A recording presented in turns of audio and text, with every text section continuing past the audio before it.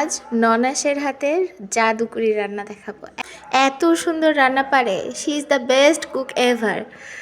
একবার বাসায় থাকতে মাছ ভুনা করে দিয়েছিল, এত মজা হয়েছিল। তাই বাসায় আসতে না আসতেই আবদার যে এই 2 দিন আপনাকে রান্না করতে হবে, এত মজা। সব কোটাকুটি আমি করে দিচ্ছিলাম, কিন্তু ওনার যে টিপস আর ট্রিক্স আর কিছু সিক্রেট মশলা, এত দারুণভাবে রান্না করে, মানে সারা ঘর একদম সুবাসে ভরে যায়, ম করে।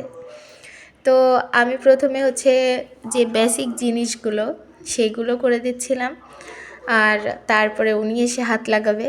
তারপরে কিছু মশলা দিচ্ছিল, সিক্রেট মশলা বলতে পারেন। সিক্রেট বলতে কি, কিছু টিপস আর কিছু ট্রিক্স। এত মজা হয়েছিল রান্না।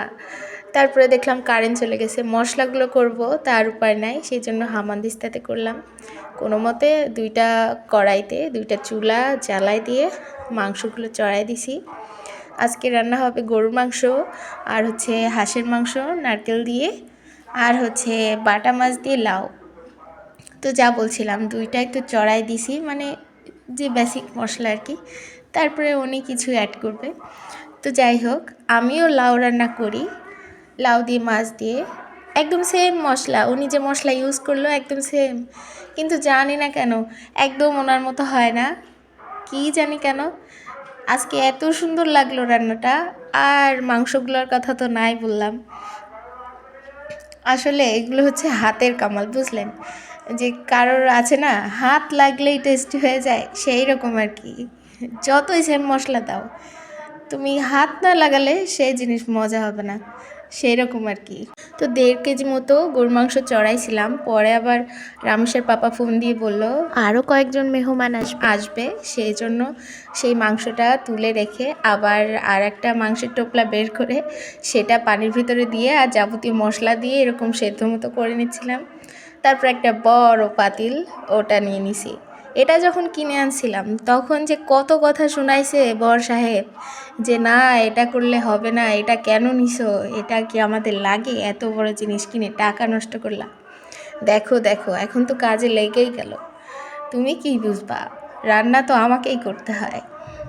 তো এই যে 2টাই মাংস চড়িয়ে দিয়ে এই যে ঢাকা দিয়ে রাখতে হবে, একদম অল্প আছে, বাস রেডি হয়ে যাবে।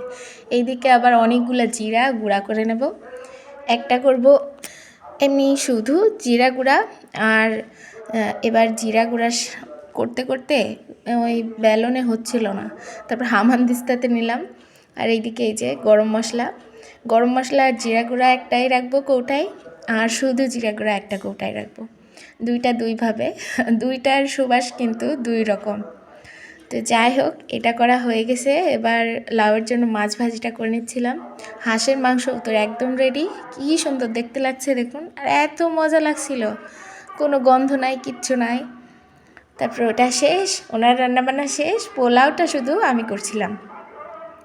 তো পোলাওয়ে দারচিনি আর এলাচ 3টা থেতো করে দিয়েছি, আর কিছু কাঠবাদাম, কাজু বাদাম আর চীনা বাদাম গুঁড়ো করে দিয়েছি, মানে থেতো করে টুকরো টুকরো করে। আর 2 কোয়া রসুন আর 1 টুকরা আদা থেতো করে দিয়ে একটু ভেজে নিয়ে চাউলটা ভেজে বাস পোলাওটা রেডি। আজকে দুধ দেয়নি। তারপরে অল্প একটু পানি ফুটবে যখন, অল্প একটু চিনি দিছি 1 চামচের মতো। আর এই যে পেঁয়াজ বেরেস্তা ওপর থেকে ছিটিয়ে দিলেই সব কিছু একদম ফিনিশ। তবে আজকে না রান্না করতে এত লেট হয়েছে, পরে যেহেতু আবার রান্না করতে হয়েছে, সেই জন্য খাইতে খাইতে 3টা বেজে গেছে। আর আপনারা লাইক কমেন্ট করেন না কেন, একটু লাইক করে দিয়েন। আল্লাহ হাফেজ।